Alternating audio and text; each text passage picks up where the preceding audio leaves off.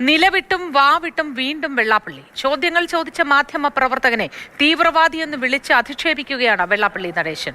മലപ്പുറത്തെയും ലീഗിനെയും വീണ്ടും വർഗീയമായി ചിത്രീകരിക്കുന്നുമുണ്ട് വെള്ളാപ്പള്ളി. ഇപ്പോഴത്തെ അല്ല, അന്ന് ഞങ്ങള് 9 വർഷത്തിനിടെ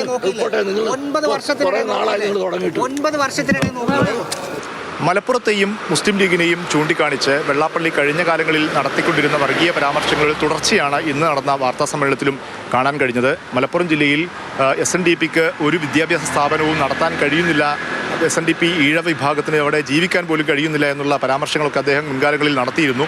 ഇന്ന് ഒരു സ്ഥാപനം മാത്രമാണ് മലപ്പുറം ജില്ലയിലുള്ളത്. 48ഓളം സ്ഥാപനങ്ങൾ ലീഗിന് ഉണ്ട് എന്നൊക്കെ പറഞ്ഞ് അതിന് ചില കണക്കുകളുമായി അദ്ദേഹം രംഗത്ത് വരികയാണ്. മറ്റൊരു പ്രധാനപ്പെട്ട കാര്യം, ഈ വെള്ളാപ്പള്ളി നടേശനെതിരെ ചില ചോദ്യങ്ങൾ ഉന്നയിച്ച മാധ്യമപ്രവർത്തകനെതിരെ, പ്രത്യേകിച്ചും കഴിഞ്ഞ 9 വർഷക്കാലം LDF ആണ് കേരളം ഭരിച്ചത്. ആ കാലത്ത് SNDPക്ക് ഒരു കോളേജ് പോലും വാങ്ങിയെടുക്കാൻ കഴിഞ്ഞില്ലേ ലീഗില്ലാത്ത മന്ത്രിസഭയിൽ എന്ന ചോദ്യത്തിന് അദ്ദേഹത്തിൻ്റെ മറുപടി പ്രതികരണം വിവാദമായിരുന്നു.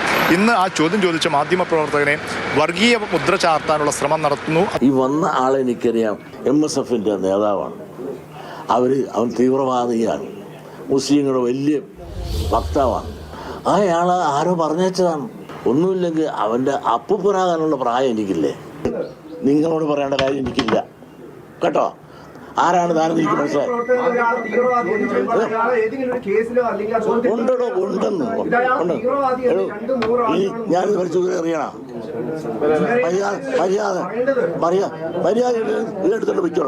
മറ്റൊരു ഗൗരവത്തിലുള്ള കാര്യം, കേരളം മറക്കാൻ ശ്രമിക്കുന്ന മാറാട് കലാപത്തെ വെള്ളാപ്പള്ളി ഇന്ന് വീണ്ടും ഓർമ്മിപ്പിച്ചു. ഒരു കാര്യം വ്യക്തമാണ്, കേരളത്തിലെ മുസ്ലിം സംഘടനകളെല്ലാം വെള്ളാപ്പള്ളിക്കെതിരെ രംഗത്ത് വന്നു കഴിഞ്ഞു.